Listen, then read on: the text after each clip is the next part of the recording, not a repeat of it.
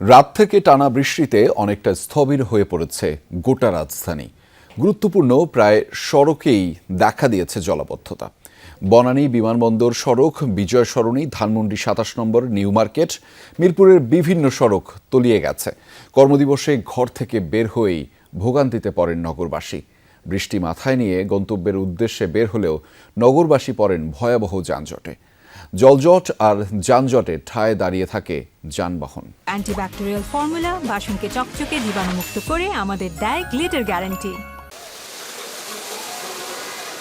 একসময়ের স্বস্তির বৃষ্টি এখন আতঙ্কের নাম। মধ্যরাত থেকে সকাল পর্যন্ত ঝুম বৃষ্টিতে তলিয়ে যায় রাজধানীর বিভিন্ন এলাকা। বাড়ি থেকে বের হয়ে জলাবদ্ধতার কবলে পড়েন নগরবাসী। বৃষ্টি মাথায় নিয়েই দিনের শুরু। অফিসগামী মানুষ কিংবা স্কুল কলেজ শিক্ষার্থী ভোগান্তি থেকে বাদ যায়নি কেউই। গণপরিবহনের সংকট ও জলজট দুর্ভোগ বাড়ায় কয়েক গুণ। গুরুত্বপূর্ণ সড়কগুলোতে তীব্র যানজটের কারণে ঘন্টার পর ঘন্টা ঠায় দাঁড়িয়ে থাকে পরিবহনগুলো। অনেকেই নির্ধারিত সময়ে পৌঁছাতে পারেনি গন্তব্যে। পানি অনেক অবস্থা খারাপ এলাকার। এই অবস্থায় কোনো কাজকর্ম করা যাচ্ছে না। অভিজাত এলাকা বনানীও ভেসেছে আষাঢ়ের বর্ষায়। চারিদিকে শুধু থই থই পানি। এর মাঝে গন্তব্যে ছুটে চলার তাড়া, কিন্তু বাধা হয়ে দাঁড়ায় যানজট। বৃষ্টি হলে শান্তিনগরের শান্তি যেন উধাও হয়ে যায়। জলাবদ্ধতাকে নিজেদের নিয়তি হিসেবেই মেনে নিয়েছেন এখানকার বাসিন্দারা। মালিবাগের কোমর পানি ভুগিয়েছে জরুরি কাজে বের হওয়া মানুষকেও। মন্ত্রী এমপিরাও বাদ যাননি জলজটের দুর্ভোগ থেকে।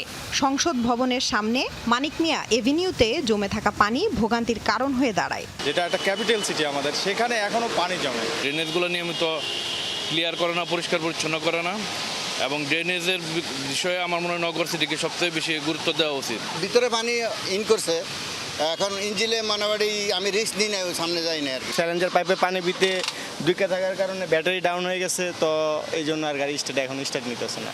টানা বৃষ্টিতে ডুবেছে নগরীর প্রাণকেন্দ্র নিউ মার্কেটও। বৈরী আবহাওয়ায় ক্ষুদ্র ব্যবসায়ীদের মালামাল ক্ষতিগ্রস্ত হয়। এছাড়া ধানমন্ডি, খিলক্ষেত, মহাখালীও ভেসেছে বৃষ্টির পানিতে।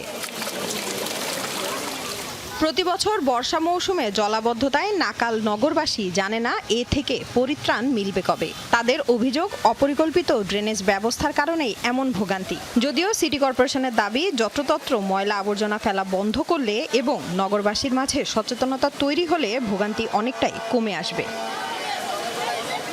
লামিয়া তিথি, যমুনা নিউজ, ঢাকা।